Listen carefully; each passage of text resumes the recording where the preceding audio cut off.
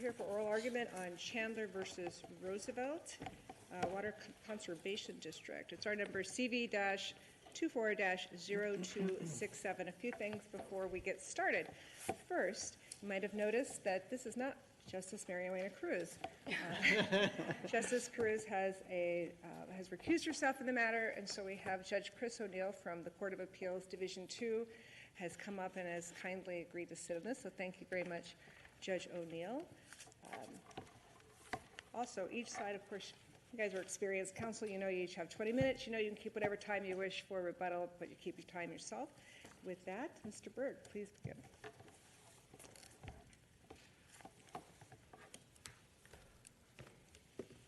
May it please the Court, Timothy Berg of Fenimore Craig on behalf of the City of Chandler. I would like to reserve 5 minutes for rebuttal.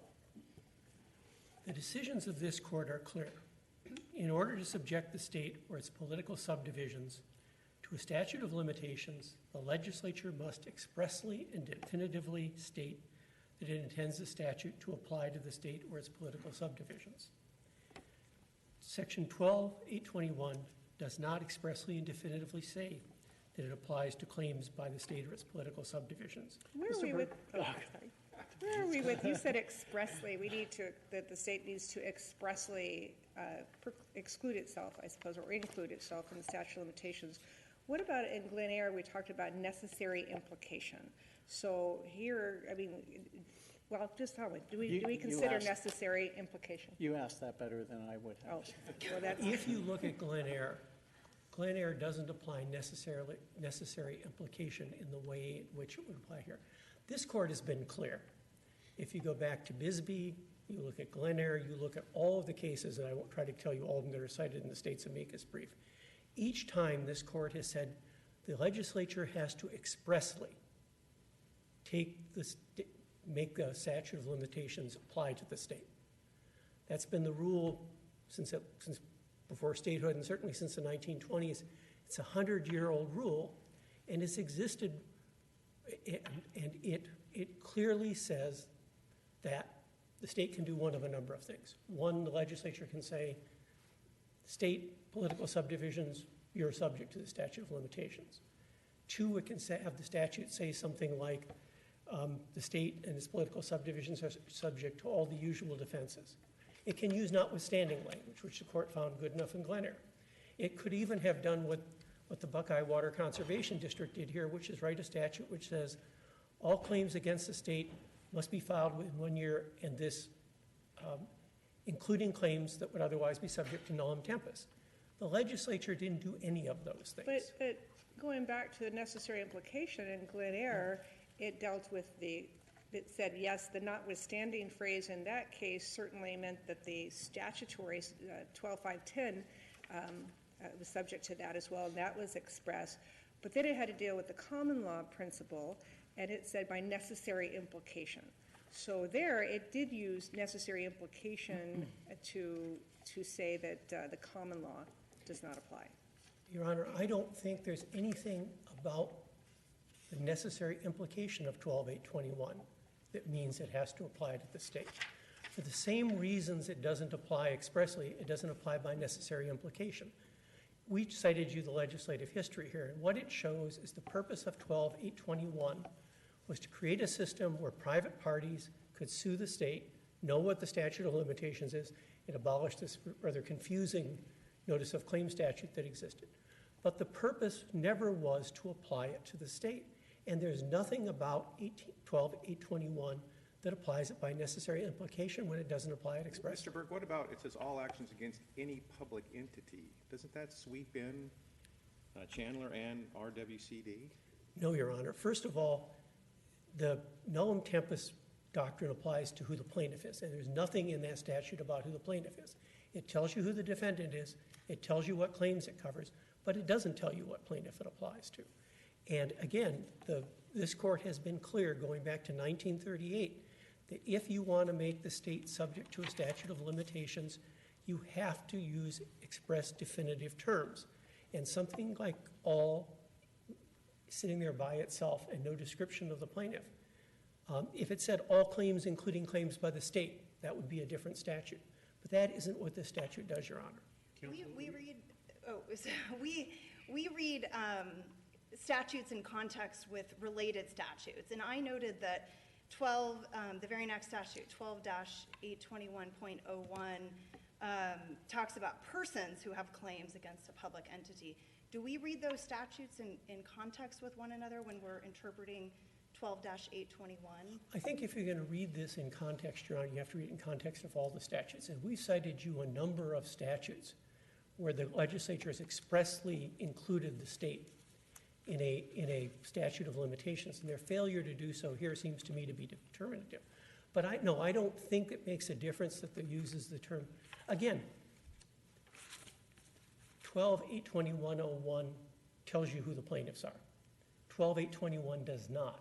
And as the state correctly suggests, if you're going to apply a statute to a class of plaintiffs, you need to define that class of plaintiffs when it includes the state and the political subdivisions. So, counsel, let me ask you a question with respect to where in the statutes this particular provision lies.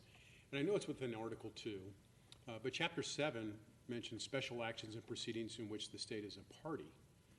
Is the state or a political subdivision a party here, and what weight should we give that particular chapter heading in trying to interpret this provision? I don't think you need to get to that chapter heading. I think, again, the statute's either clear, which is our position, or it's ambiguous, which was the state's position. But if you go look at the context, the fact that the legislature knows how to make the state expressly subject to a statute of limitation, the fact that the legislative history shows there was no discussion of any intent to apply this to the state, and in fact the purpose was to deal with private claims, Your Honor, I don't think you need to go as far as looking at headings to figure out what this statute applies to and doesn't apply to. As the state suggests in its amicus brief, if we find ourselves in an analytical construct where we deem the subject statute of limitations ambiguous, doesn't that answer the question that it does not impact nullum tempus? Yes, Your Honor.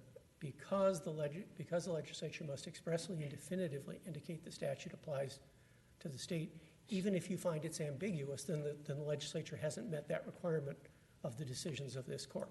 Addressing the issue of necessary implication, not all implications are necessary. If an implication is truly necessary, isn't that itself definite and certain in a way that satisfies the expressly and definitely requirement? My answer to that would be no, Your Honor. My answer would be that the City of Bisbee case is clear. It has to be express and definitive. I do agree with you that there are implications that are necessary and unnecessary, but I don't think it changes the well-established test under this court's decisions. Again, the whole list of them is in the state's amicus brief, where the court has said you have to expressly apply a statute of limitations to the state if you want Then to how apply. do you, I hate to beat that same drum, but then we're back to Glen Eyre, because it sounds like you're saying Glen Eyre was incorrectly decided on that point. No, Your Honor. I think you can you can do what I think Justice Philander did in that case, which is read notwithstanding any statute to be broader, to have meant that what the legislature intended to do was replace any contrary law, including common law. And that's how I read Glen Eyre. What I think Glen Eyre says is really the legislature told us that this is supposed to apply instead of nullum tempus. And it really doesn't matter that the legislature used the term statute. We understand that the legislature intended nullum tempus not to apply in these kind of cases, whether it was statutory nullum tempus or common law nullum tempus. So essentially you're saying that the necessary implication there depended upon the existence of the express disavowal. Yes, Your Honor. You can't have necessary implication in a case like this without some express language that it applies to the state. Whether you can then say it says the state, does that mean school districts? Maybe by necessary implication you can conclude it does. If it says certain kinds of claims are barred, the court may well look at the scope of claims, but you need something that makes it expressly applicable to the state and its political subdivisions, even if you're going to use that language as a springboard, as Justice Philander, did in Glen Eyre, to get yourself to a broader meaning. Mr. Berg, you spent a fair amount of time in your briefs talking about the public policy behind the nullus tempus. that doctrine. Right. I'm really I bad didn't take at Latin either in school, Your Honor, so. So, there's very strong public policy on the other side for the state shielding itself from liability. In fact, it's constitutionally derived in the sense that the state gets to decide who can sue it. And here it seems to me that we've got an unusual situation where we're wondering whether one doctrine applies when the state has acted to shield the state against actions. Doesn't that change the equation a bit? No, Your Honor, it doesn't. I think it's clear that the legislature could make 821 applicable to the state and its political subdivisions. I've given you a number of different ways it could do that, and if you go to the state of Arizona's brief, they do also.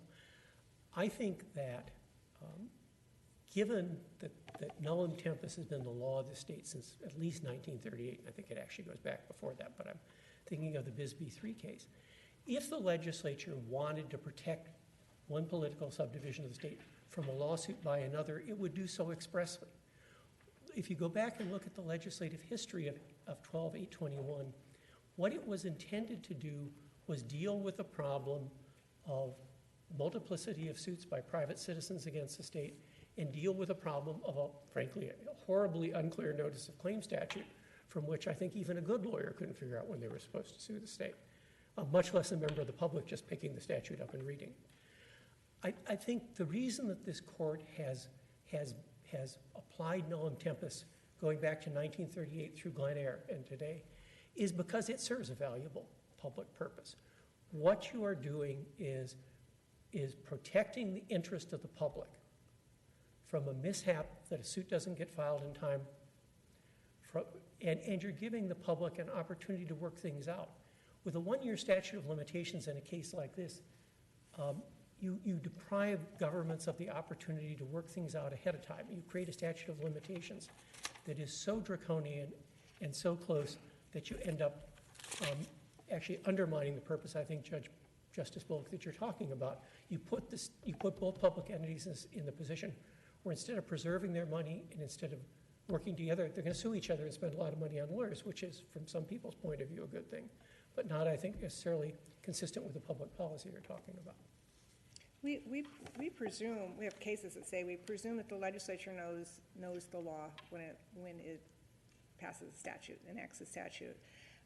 Does that presumption go as far as the common law doctrine, like the nullum tempus doctrine? Yes, Your Honor, I believe it does, and certainly where it has been repeated as many times as it has in this state. This isn't something where we're picking out an obscure territorial court decision from 1898 and saying, see, the 1994 legislature must have known this. This is a doctrine that has been applied consistently by this court, going back at least since the late 30s. I think the state suggests since the 20s.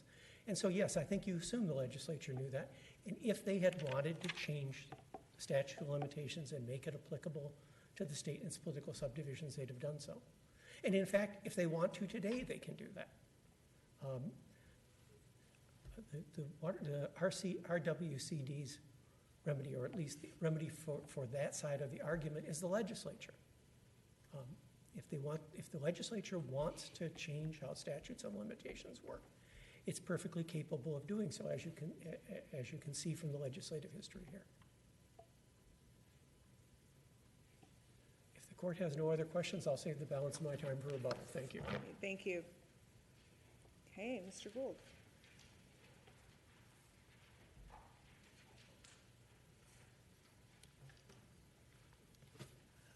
Good morning, Andrew Gould, representing the Roosevelt Water Conservation District, which I'll refer to as Roosevelt.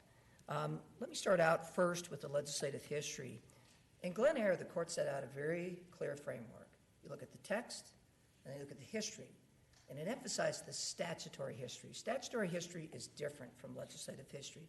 Statutory history reflects what the whole body actually voted on, the actual words. Legislative history is, in many cases, inherently unreliable because it's one legislator's comment. And what's very important, I want the court to to focus on this, or at least see this. The legislative history that's been cited here by the city is not by legislators. The 1994 amendment, there's some comments that were submitted about how there was a mistake made in the 1993 statute. Those weren't submitted by legislators. That was Bill Jones and some outside non-legislators testifying at a hearing. So what the city's actually asking this court to do is take statements made by non-legislators to dictate the legislative history. And that's why the statutory text is so important. And if I may, when you look at the history of the predecessors to 12.821, going back to the 1912 statute, it always says persons, persons, persons. Clearly, it's not the state. And then you see a change in 1993 where they say personal injury actions. Again, the state doesn't file personal injury actions, so the state, the public entity, can't be involved in precluding those claims. And then in 1994, all claims. Now, I have to say, with all due respect to the city, the 12.821 is no minor change. This is a completely different statute. All claims against any public entity. There has never been a statute like that. The predecessor statutes never were so sweeping and so broad. Well, let me interrupt you there, because you're going off to legislative history, and I'm so back on why do we get there? You know, is there any ambiguity in the language? And I'm wondering, you know, I looked at your arguments, and I thought, what if they took the word all out of it? What if it just said actions against the state within a year? Or, you know, what does all add? And at the end of the day, most statutes of limitation, just by their nature, unless there's a specific exception, apply to actions that fall within the descriptive language of the statute. So what does, you can see what I'm coming down to, what is all of those things, if we let the Court of Appeals decision stand here, doesn't that eliminate the common law doctrine of nullum tempus? Yes, Your Honor, it does. So you're asking us to overrule 100 years worth of cases that have applied that doctrine? Well, yes, because of a different statute. Under Article 4, Part 2, Section 18, this legislature has the authority to define the scope of the state's liability. Stone says the same thing. And so the legislature can do that, and it's spoken. Well, it does. And when I asked Mr. Burke the question about what do we assume the legislature knows when it's drafting its statutes, and we've always said, well, they assume if they know the law. Wouldn't that include the common law, particularly one that has been applied regularly throughout the last century? In other words, are we going to be pulling the rug out from under the legislature by saying, oh, you should have said if you wanted to be accepted from the statute of limitations if you're the plaintiff? So that's my concern. Maybe you could address that. I'm not sure I understand the concern. Let me try to answer it, Your Honor. First of all, you can't just isolate one word. It is the statute together, all claims against any public entity. Your Honor, I don't know what the legislature could say that is more clear than that. Well, counsel, I can tell you. All actions, including those brought by a state or a political subdivision against any public entity, must be brought within 1 year. Well, if notwithstanding any other statute was good enough in Glen Eyre, then certainly all claims against any public entity is even clearer. But I'd like you to address this. I didn't see your brief really take on Tucson Unified, the Owens Corning too well. And there are two principles from that I think may go beyond just addressing 12.510 there. And the one that I'd like you to address is the fact that we said in that case the subject matter of the lawsuit is immaterial. It's the nature of the plaintiff, not of the litigation, that determines what we're looking at. So it could say all actions, every action, any action. It doesn't say who the plaintiff is. It's just talking about the nature of the claim. Because the legislature has the authority to define the limit, to limit the scope of the immunity of the state. And what 12.821 does is it focuses on the state defending an action. It is carving out protections for the state as a defendant, claims against the state, a public entity. Nullum tempus, I agree, is plaintiff-facing, but that's not what the legislature addressed in the statute. Well, I think, and this is where I'm struggling with your argument, because that's where I see the hole. if we have the basic common law presumption of nullum tempus, absent an express declaration otherwise, and what we have is all actions, we're lacking anything in that statute that addresses the state. Your Honor, I completely disagree. You're missing the next words. Against any public entity. That's the tie. And I understand that, but what's missing is any reference to the state as a plaintiff. Because it's a statute that focuses on claims brought against the state. Your Honor, in Glen Eyre, there was no such language either.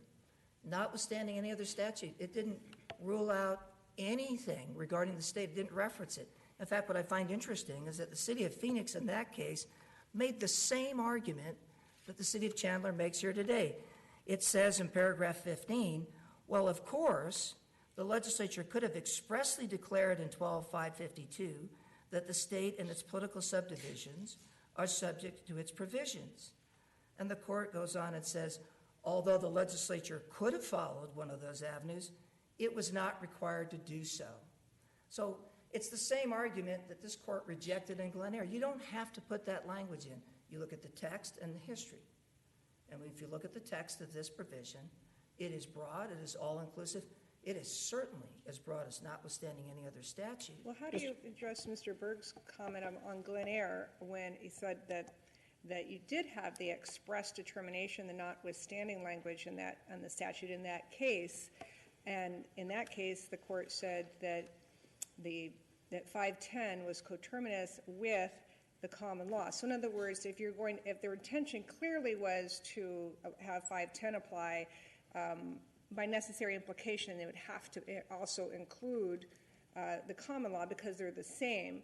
So there's still, though, reliance upon express language. And that's how Mr. Berg, as I took it, differentiated that case from this one. So could you address that?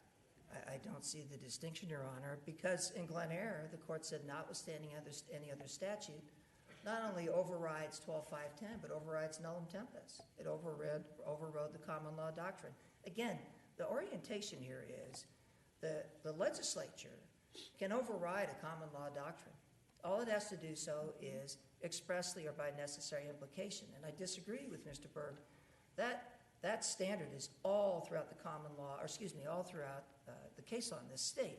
It is by expressly or by necessary implication. That's right in Glen Eyre.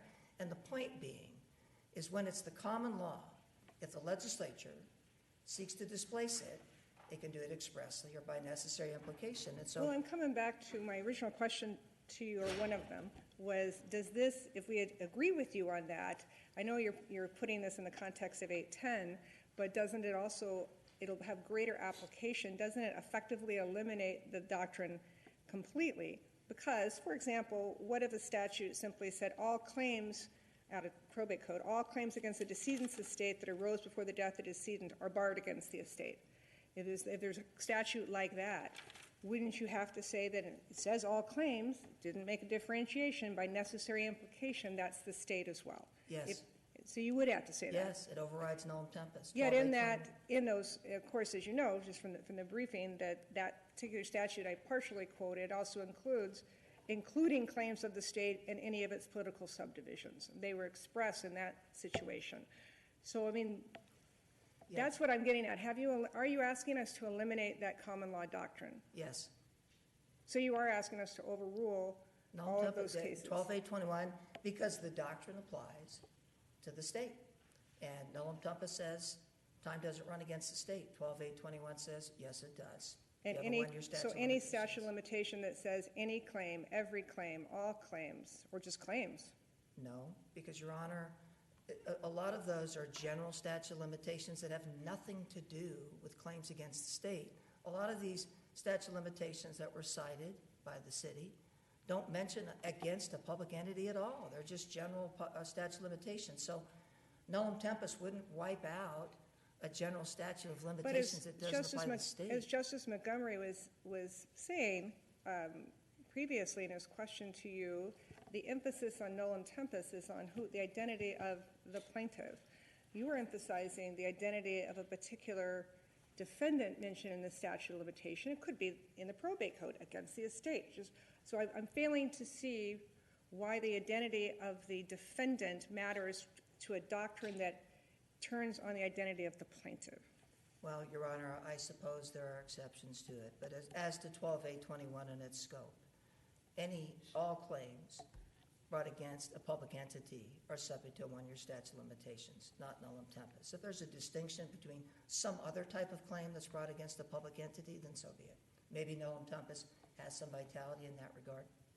I agree that all is, of course, a very broad term, but comparing the word all to the phrase notwithstanding any other law, that phrase, notwithstanding any other law, specifically means that a law is going to override possible exceptions or contradictions. Where there's a contradiction, this one's going to control. But I'm not sure that the word all carries that same specific meaning, an overriding meaning. And it seems to me that a lot of times we use the word all in ways that maybe is limited by context or circumstance or by category. And I'm wondering, why should we read all in that specifically overriding sense here when, for example, the word all here could mean all types of cases, all categories of cases, rather than regardless of kind versus regardless of the plaintiff. And it seems like that's the important distinction here, because it seems like if all here means all kinds of actions against a public entity, then that's a big difference from if it means all plaintiffs, regardless of the plaintiff. What's your question, Your Honor? Why should we read all? Because notwithstanding any other law specifically means possible exceptions are overridden. All is just a broad term, and it seems like that could still be subject to exceptions. So why should we read all to override possible exceptions? All right, thank you, Your Honor. Well, first of all, the language in 12.552 that Glenn Eyre addressed was notwithstanding any other statute, and still the court took that language and applied it to a common law doctrine. Nullum tempus isn't a statute, so that language was sufficiently broad to cover statute. All claims against any entity would seem to be even broader than that language. But I think the important thing to look at, Your Honor, is this. You have to take all the words together and give them meaning. So all claims by itself might not have as clear a meaning, but all claims against any public entity, that combination of terms together gives a very clear meaning with respect to nullum tempus. And what I would say further, Your Honor, is you have to look at the statutory history. And from 1912 up to 1993, this language, all claims, did not exist. It was persons, claims against the state, and that was the law up until 1993. Then in 1993, it was all personal injury actions.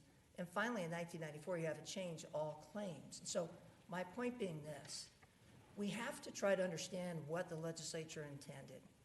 And the best way to understand that is from the words that they used and they voted on and passed. And those words are very different. Statutes from 1913, 1928, 1939 that say persons who bring claims against the state is radically different than all claims against any public entity. Counsel, let me ask you a question about that, because you focus on that change in 1994. All the legislature did was remove personal injury from the statute. So if before that, a government entity can't bring a personal injury action, and all the legislature did was remove that, leaving all actions, how do you give it that much momentous change to say, well, by eliminating personal injury, the legislature necessarily or expressly, I think is your argument, expressly now means to abrogate nolim tempus? Your Honor, I'm reminded of the phrase, legislatures don't hide elephants in mouse holes. And that appears to be what we're trying to do here. We're trying to say there was a nuclear weapon set in here to eliminate nolim tempus across the board, and no one knew it until now. Well, Your Honor, with all due respect, all personal injury actions to all claims is a monumental change. It changes everything. the state can't bring personal injury actions. Removing that language is a major change. And to try to characterize that as a minor change, that is no minor I'm not change. characterizing it as a minor change. I'm just saying that that's all they eliminated. But They just that's, pulled that out. I mean, but that is a huge change. But what you're saying then is that by eliminating it, they changed the nature of the action and they also changed the nature of the plaintiff. Well, they changed the scope of the protection, which now includes claims brought by the government, by the state, where before, all personal injury actions would not include claims I'll yield brought my by the time. government. Oh, well, just related to all of that. So I'm looking at the 1994, the bill, and the changes were to 12.821 and 12.821.01.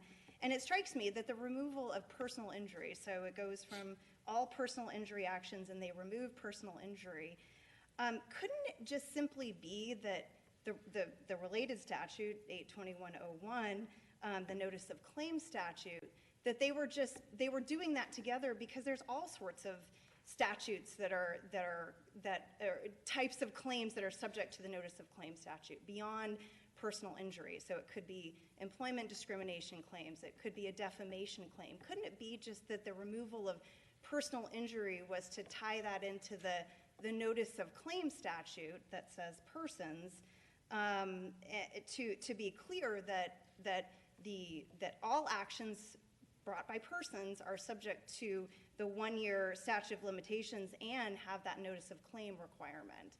Well, Your Honor, it could be, but you have to put the language in the context of the full statutory provision. All claims against any public entity. And so that change, that phrase, was put at the beginning of claims filed against a public entity, any public entity. And so if you took that language and put it someplace else, maybe it wouldn't have as much significance. But I mean, I can tell you, Your Honor, that is the difference between being able to bring claims against a public entity at any time versus not. It encompasses every type of claim, even those that are brought by a government entity. It's a monumental change. And what's interesting, if the court has the time, take a look at the Mayer case. The Mayer case, which was decided, there was a Court of Appeals case, and then there was also a Supreme Court case. And in that case, that was two government entities suing each other. And the AG was in that case. And the AG stipulated that 12.821 applies to claims brought by a government entity. In fact, I can draw your attention to that language. If you look at Mayer, 219 Arizona 562, 567, paragraph 15, that's it, Arizona Supreme Court case, and this was brought by the government.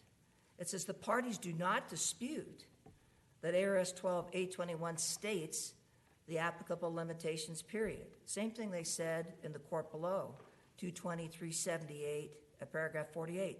The parties do not dispute that ARS 12.821 applies in this case. So that's an actual case brought by the AG to public entities, and the AG stated, we don't dispute that 821 applies to us. Now, their position has changed now, and although the court didn't make any specific holdings or findings, the court clearly in both those cases took that presumption and accepted it.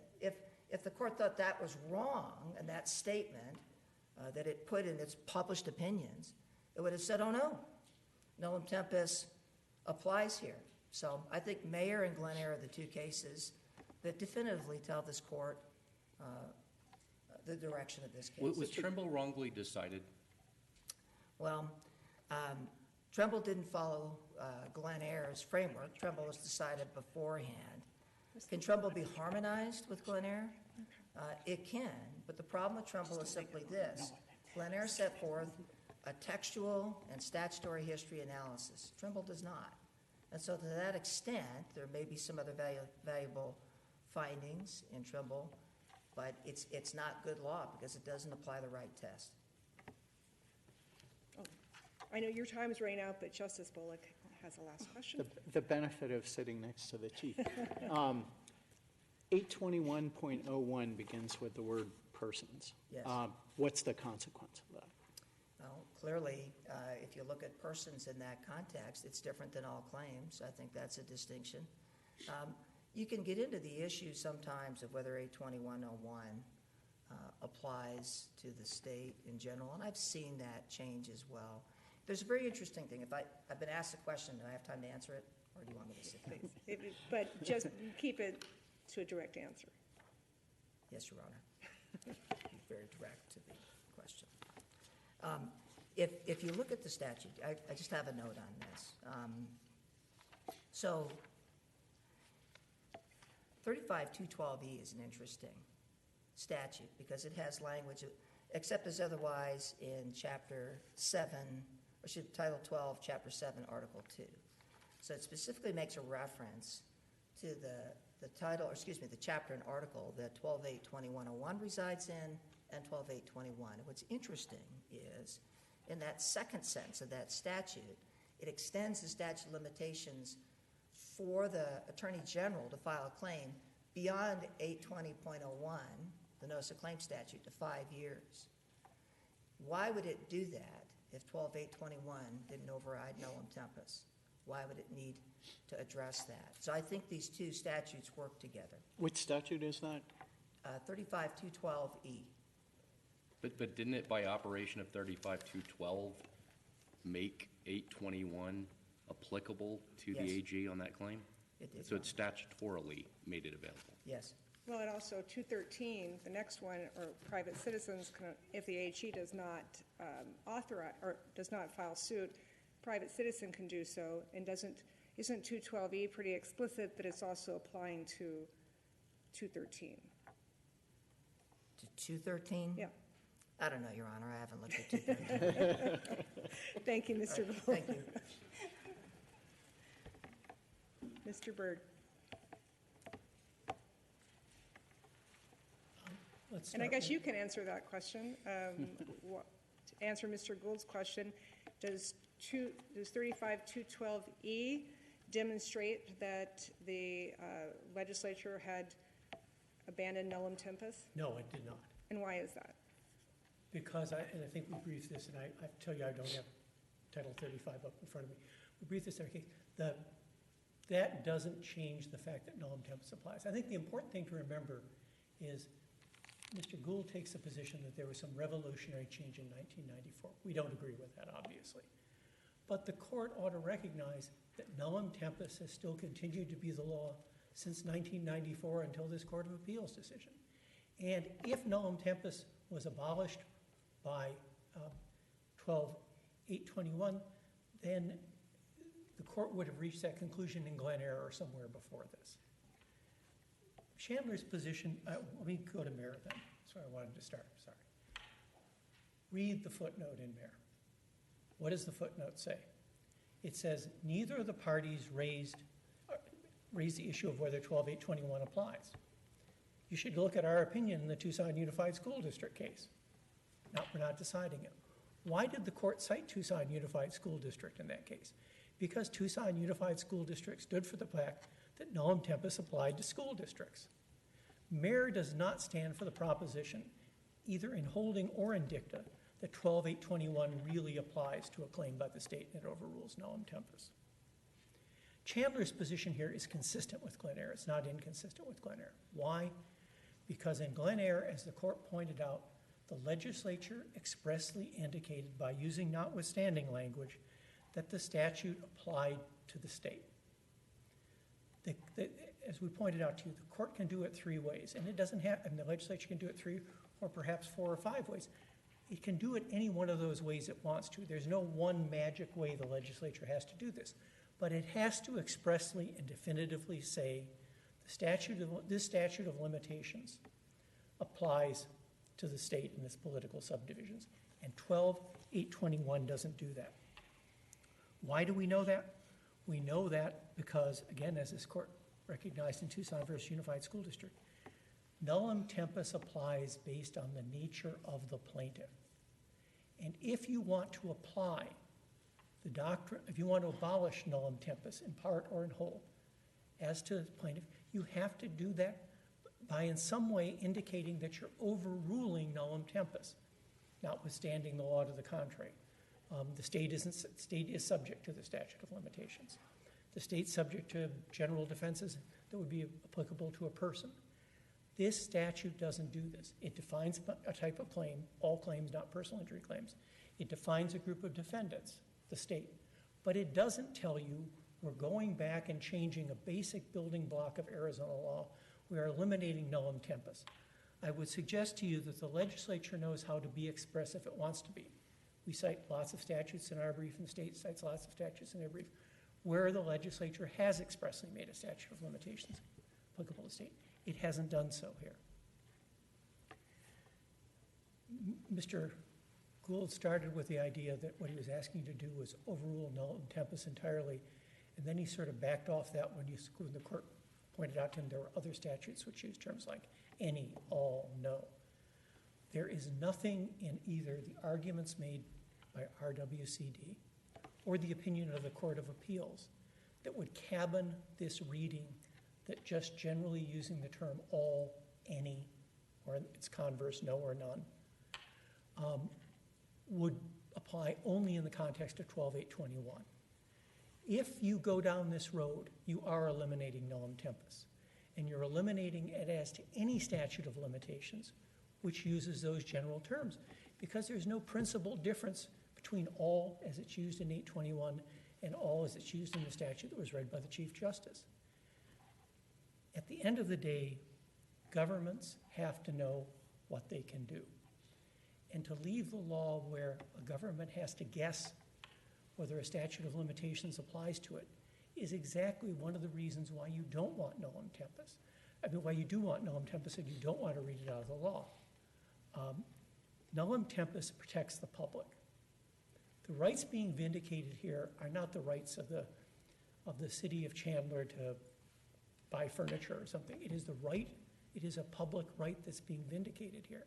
Well, And Counselor, does that make any difference? Because No, the other principle that I saw in Tucson was that we don't make that Tucson says essentially, exactly, Your Honor, it would not matter if the city was acting in a governmental or proprietary capacity. But I think one of the purposes behind the act is behind the doctrine of nullum tempus is to prevent public rights from being lost through inaction.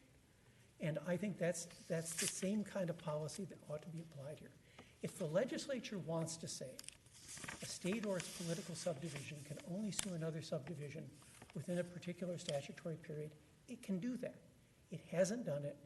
It passed 12.821 against a background of more than 100 years of this court saying nullum tempus means that statutes of limitations don't apply to the state. If the legislature wanted to overrule that, they'd have done so much more expressly. We in the state both tell you various different ways it could do it in the brief. The legislature might well be able to think of others.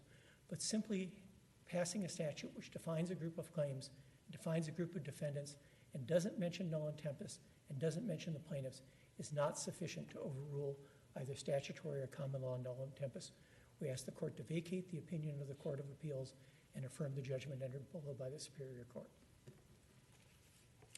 Thank you, Mr. Berg. We thank both counsel for your arguments and your briefing. It's very helpful. As always, you do an excellent job. We'll take the matter under advisement and we'll issue a decision in due course. We're going to stand adjourned to allow the next group to come forward and have a shift on the bench.